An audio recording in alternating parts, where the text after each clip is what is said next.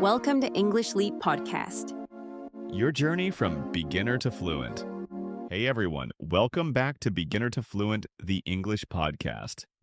I'm Alex, your host, and today we are diving into a topic that a lot of us struggle with, explaining ourselves too much. You know, that constant need to justify every decision, every action, even things we don't need to. And to talk about this with me, I have got a guest who I know is going to bring a lot of fun and wisdom to the conversation. Please welcome Sarah. Hi, Alex. Thanks so much for having me. I'm honestly so excited for this topic because, confession time, I'm a recovering over-explainer. Oh, same. I think we are all in recovery in some way. So you are in good company. Perfect. This is basically group therapy then. Okay, so let's set the stage. When we say stop explaining yourself, we are not saying never explain anything, right? Like, if I bump into someone on the street, I'm going to explain, "Oh, sorry, I did not see you." That's normal. Right. We mean that habit where we feel like we owe people these long justifications for the smallest choices. Like, oh, sorry I'm late, the bus was slow, and then my phone died, and then my dog gave me this sad look, so I had to. Yes. When a simple, "Hey, thanks for waiting" would have been enough. Exactly. And honestly, it comes from a good place.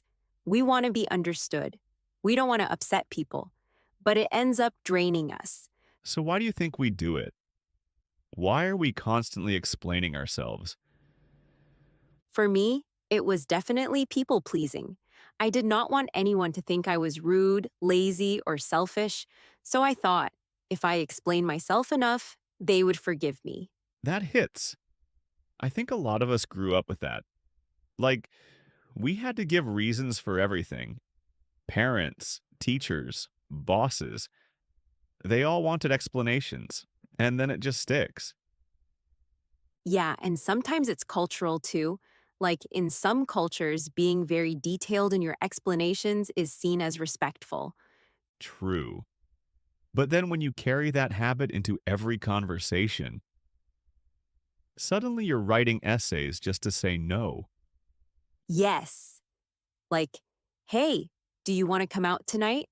And instead of just saying, no, I'm staying in, you are like, well, I would love to, but I have this early meeting and then I did not sleep well last night. And And by the end, you sound guilty, even though you did nothing wrong. okay, I have a story. I once explained to a cashier why I was not buying something. Like, I literally said, oh, I do not need this today because I already have one at home and I'm saving money. Wait, what? Yeah? And the cashier just stared at me like, lady, I don't care. Just, do you want the thing or not? That is amazing and so relatable. I once apologized to a waiter for ordering dessert. Like, I felt like I needed to justify why I was eating cake. Oh no, what did you say? I literally said, "Yeah, I will have the chocolate cake. I mean, I did not have lunch today, so." And the waiter was just like, "Cool." That's the thing. Most people are not even judging us, but we think they are. So here's the tricky part. Sometimes over-explaining actually makes people respect you less. Yes, because it can sound like you are insecure or not confident in your choices. Exactly. Like, if I say, "I cannot take on that project because my schedule is full," that's confident. But if I give a 10-minute speech about how I tried to rearrange my time, and I'm so sorry, and maybe I can do it later. Then it sounds like you don't mean it, or like you need their approval. Right. And confidence is often about brevity. Totally. Less is more. So let's give people some practical tips. How do we stop over explaining? Okay, tip one, practice saying short sentences and just leaving them there. Like, no, I cannot. Full stop. And then sit in the silence. Oh, that silence is so uncomfortable at first.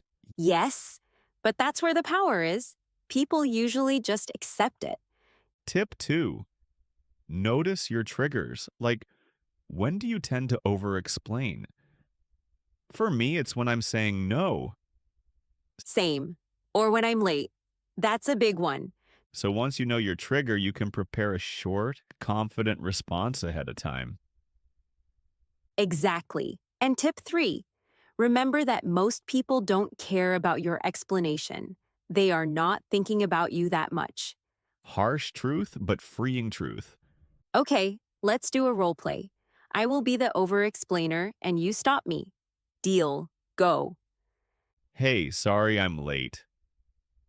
Traffic was really bad, and then I could not find my keys, and then my dog. Stop. Just say, thanks for waiting. Okay, let me try again. Thanks for waiting. Boom. Confident. Done. That felt so weirdly powerful. Honestly, once I stopped over explaining, I realized how much lighter I felt. Like I did not have to carry everyone's approval all the time. Yeah, it's freedom. It's like saying, I trust myself. I don't need to justify everything. Exactly. And you end up gaining more respect from people. And also more time. Because, wow, over explaining takes forever. It does. You save minutes, maybe hours of your life just cutting the fluff. So true. And maybe cake orders get a little less awkward too. Yes, please. I will have the cake. Period. Period. Done. All right, I think that's the perfect place to stop. Sarah, thank you so much for joining me today. Thank you, Alex. This was such a fun conversation. And I feel like I confessed way too much about talking to cashiers. That was gold. And everyone listening, I hope this episode gave you something to think about. Maybe even the courage to cut down on those long explanations and just own your choices. Yes, exactly. Trust yourself and save the essays for school. Perfect advice. And if you enjoyed today's episode, don't forget to subscribe, share it with a friend, and check back next time for more conversations to help you grow in English and in life. Bye, everyone. Bye. Thanks for watching. What do you learn from our conversation? Tell us in the comments section.